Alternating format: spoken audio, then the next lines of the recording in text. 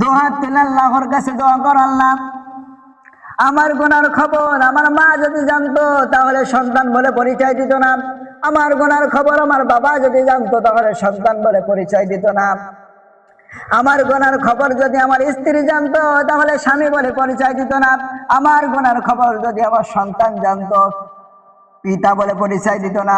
ও আল্লাহ তাআলা রব্বুল আলামিন, তুমি তোমার কাছে খাঁটি দিলে তওবা করছি, তুমি মাফ করে দাও। ইন্নাল্লাহা ইয়াগফিরুয যুনুবা জামিআ।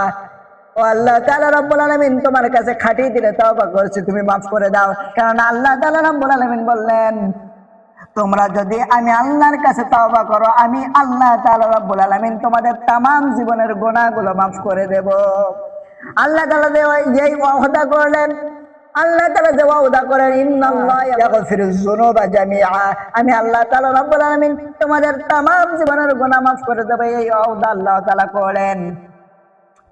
আল্লাহ তাআলা এবার করলেন কাদের? এবার আসেন আল্লাহ তাআলা ওয়াদা করলেন কাদের সাথে? আল্লাহ তাআলা বলেন, ইয়া আইয়ুহাল্লাযীনা আমানু, যারা ঈমান এনেছে তাদেরকে। তাহলে আমরা যারা ঈমান এনেছি আল্লাহ হবে না, এরপরে আরেকটা কাজ আছে, কি জানো? আল্লাহ তাআলা রাব্বুল আলামিন বললেন এরপরে আরেকটা কাজ হলো, কুল ইন কুনতুম তুহিব্বুনাল্লাহা ফাত্তাবিউনি ইউহিব্বুকুমুল্লাহ ওয়া ইয়াগফির লাকুম যুনুবাকুম ওয়াল্লাহু গফুরুর রহিম। আল্লাহ তাআলা বলেন, কুল ইন কুনতুম তুহিব্বুনাল্লাহা ফাত্তাবিউনি ইউহিব্বুকুমুল্লাহ। আল্লাহ তাআলা বললেন, তোমরা আমার নবীকে অনুসরণ করো। কি করো? আল্লাহ তাআলা নবীকে অনুসরণের কথা বললেন। আল্লাহ তাআলা বললেন, তোমরা আমার নবীকে অনুসরণ করো। অনুসরণ কাকে বলে একটু উদাহরণ শোনেন।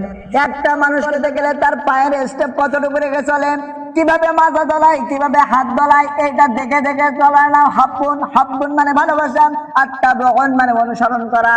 আল্লাহ তাআলা নবীকে তাবউন করতে বলেছেন, হাব্বুন না। একটা মানুষ কিভাবে মাথা দোলায়, কিভাবে হাত দোলায়, ওইটা দেখে দেখে চলার নাম তাবউন। আল্লাহ তাআলা নবীকে তাবউন করতে বলেছে, হাব্বুন না। তাবা আইন, এই তিনটি অক্ষরের সমন্বয় এই বাক্যটি গঠিত। আল্লাহ তাআলা রাব্বুল আলামিন বললেন, যদি তোমরা আমার নবীকে অনুসরণ করো আর আমি আল্লাহকে ভালোবাসো, তাহলে তোমাদের জন্য পুরস্কার কি জানো?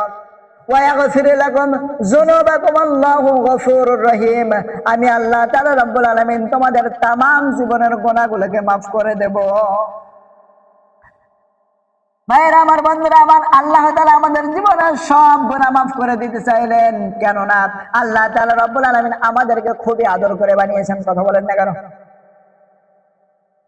আল্লাহ তাআলা কেন আমাদেরকে এই গুনাহগুলো মাফ করে দেবে? প্রশ্ন আছে না নাই? আপনাদের প্রশ্নের উত্তর তো দিয়েই দিয়েছি। আল্লাহ তাআলা আল্লাহর নবীকে অনুসরণ করার পর করলে, আল্লাহকে ভালোবাসলে, আল্লাহ তাআলা আপনার জীবনের সর্বপ্রথম যে ফার্স্ট যে পুরস্কারটা দিচ্ছে, আপনার জীবনের গুনাহগুলো আল্লাহ তাআলা সব মাফ করে দিচ্ছে। আল্লাহ তাআলা রাব্বুল আলামিন বললেন, কেন জানো আমি আল্লাহ তাআলা বান্দার গুনাহগুলো মাফ করে দেব? জানো কি তোমরা? আল্লাহ তাআলা রাব্বুল আলামিন বললেন, কেন আমার বান্দার গুনাহ মাফ করে দেব জানো? এই পৃথিবীর জমিনে সন্তান যখন পেটে আসে, মায়ের পেটে 10 মাস 10 দিন মা যখন গর্ভে ধারণ করে, সন্তানকে যখন মা 10 মাস 10 দিন গর্ভে ধারণ করার পরে যখন ডেলিভারির সময় ডাক্তার মাকে বলে, এই দুইজন থেকে যে কোনো একজনকে বাঁচানো যাবে। মা তখন বলে, আমি এই দুনিয়ার সব নাজ নিয়ামত দেখেছি, কিন্তু আমার এই পেটের যে সন্তান, আমার পেটের মানিক, এ তো পৃথিবীর কোনো কিছু দেখতে পায় না, আপনি আমাকে মেরে ফেলে আমার সন্তানকে বাঁচিয়ে দিন। ও বান্দারে, তোর মা তাকে 10 মাস 10 দিন গর্ভে ধারণ করার পরে তোর মার যদি এত দরদ, এত মায়া হয়, তাহলে আমি আল্লাহ তাআলা রব্বুল আলামিন তোকে দান করেছি ফি আইয়ি সূরাতিন মা শা রাক্কাবাক। আমি আল্লাহ তাআলা তোকে কত সুন্দর সূরা দান করেছি। ও বান্দারে, আমি আল্লাহ তাআলা রব্বুল আলামিন কত সুন্দর করে তোর সূরা দান করেছি। ও বান্দারে, তোর মা যদি তোর 10 মাস 10 দিন গর্ভে ধারণ করার পরে তোর মার যদি এত দরদার মায়া হয়, আর আমি আল্লাহ তাআলা রব্বুল আলামিন তোকে নিজে হাতে বানিয়েছি, আমি আল্লাহ তাআলা নিজে হাতে বানিয়ে কখনো কোনোদিনও আমার বানানো বান্দাকে আমি জাহান্নামে দিতে পারি না।